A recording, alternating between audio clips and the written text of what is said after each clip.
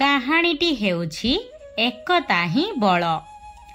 ଗୋଟିଏ ଗାଁରେ ରମା ନାମକ ଜଣେ କୃଷକ ତାଙ୍କ ପରିବାର ସହିତ ରହୁଥିଲେ ଓ ତାଙ୍କର 4ଟି ପୁଅ ଥିଲେ। ଆଉ ସେ ବହୁତ ଦୁଷ୍ଟ ହୁଅନ୍ତି। କିଛି ବର୍ଷ ପରେ ପିଲାଗୁଡ଼ା ବଡ଼ ହେଇଗଲେ। ବଡ଼ ହେଲା ପରେ କ'ଣ ହେଲା ନା ତାଙ୍କ ଭିତରେ ଆଉ ଏକତା ରହିଲା ନାହିଁ।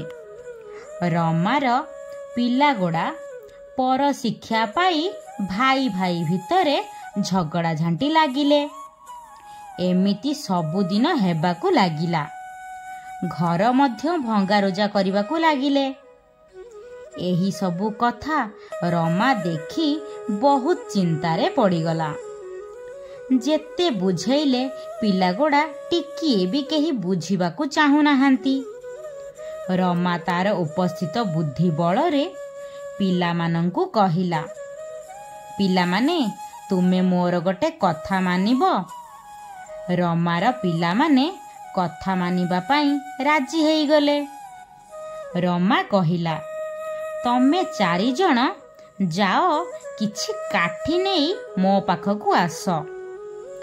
ରମାର କଥା ଶୁଣି ପିଲାମାନେ କାଠି ନେଇ ରମା ପାଖରେ ରଖିଲେ। ରମା ପିଲାମାନଙ୍କର ଏହି କାମ ଦେଖି ବହୁତ ଖୁସି ହେଲା।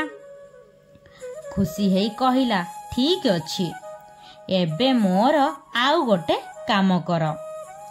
ଏଇ କାଠି ଗୁଡ଼ାକୁ ତମେ 4 ଜଣ 4ଟି ବିଡ଼ା କର। ପିଲାମାନେ ମଧ୍ୟ ଆଣିଥିବା କାଠିକୁ ବିଡ଼ା କରିବା ଆରମ୍ଭ କରିଦେଲେ। ବିଡ଼ା କରିସାରିବା ପରେ ରମା 4 ପୁଅଙ୍କୁ 4ଟି ବିଡ଼ା ଧରାଇ ଦେଇ କହିଲେ, ଏବେ ଏଇ ବିଡ଼ାକୁ ଭାଙ୍ଗିବାକୁ ଚେଷ୍ଟା କର।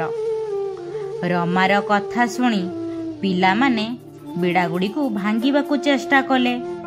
ହେଲେ ଯେତେ ଚେଷ୍ଟା କଲେ ମଧ୍ୟ କାଠି ବିଡ଼ାଗୁଡ଼ିକ ଭାଙ୍ଗି ପାରିଲେ ନାହିଁ। ରମା ଏହା ଦେଖି କହିଲା, ଠିକ୍ ଅଛି, ତୁମେମାନେ ଏବେ ଏଇ 4 ବିଡ଼ା କାଠିକୁ ଖୋଲି ଗୋଟିଏ ଗୋଟିଏ କାଠିକୁ ଭାଙ୍ଗିବାକୁ ଚେଷ୍ଟା କର। ପିଲାମାନେ କାଠିଗୁଡ଼ିକୁ ଭାଙ୍ଗିଲେ। ରମା କହିଲା, ତୁମେ ଯଦି ସବୁବେଳେ ନିଜ ନିଜ ଭିତରେ ଝଗଡ଼ା କରିବ, ଏକତା ନ ରଖିବ, ତୁମମାନଙ୍କ ମଧ୍ୟରେ ଶତ୍ରୁ ପଶିବାକୁ ବେଶୀ ସମୟ ଲାଗିବନି। ଯେମିତି କାଠି ବିଡ଼ାକୁ ତୁମେ ଭାଙ୍ଗି ପାରିଲନି, କିନ୍ତୁ ବିଡ଼ା କାଠି ଖୋଲିଲା ପରେ ଅତି ସହଜରେ କାଠିକୁ ଭାଙ୍ଗିଦେଲ। ଠିକ୍ ସେହିପରି ପରିବାର ଓ ମଣିଷ ଜୀବନ ଏକତାରେ ରହିଲେ ସବୁ କାମ ସହଜରେ ହୋଇଥାଏ। ସେଥିପାଇଁ କଥାରେ ଅଛି, ଏକତା ହିଁ ବଳ।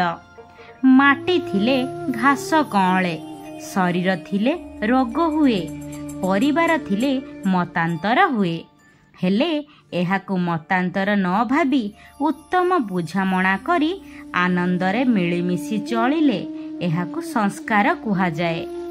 କାହାଣୀରୁ ଆମେ କ'ଣ ଶିଖିଲେ ନା ପରିବାର ମଧ୍ୟରେ ଗୋଟିଏ ଚିନ୍ତାଧାରା ଓ ମତ ରହିଲେ ଘରେ କୌଣସି ଶତ୍ରୁ କିମ୍ବା ବିପଦ ପଶିପାରିବ ନାହିଁ। କାହାଣୀଟି କେମିତି ଲାଗିଲା କମେଣ୍ଟ ବକ୍ସରେ ନିଶ୍ଚୟ ଜଣାଇବେ। ଚ୍ୟାନେଲଟିକୁ ସବସ୍କ୍ରାଇବ୍ କରିଦେବେ। ରହୁଛି, ନମସ୍କାର, ଜୟ ଜଗନ୍ନାଥ।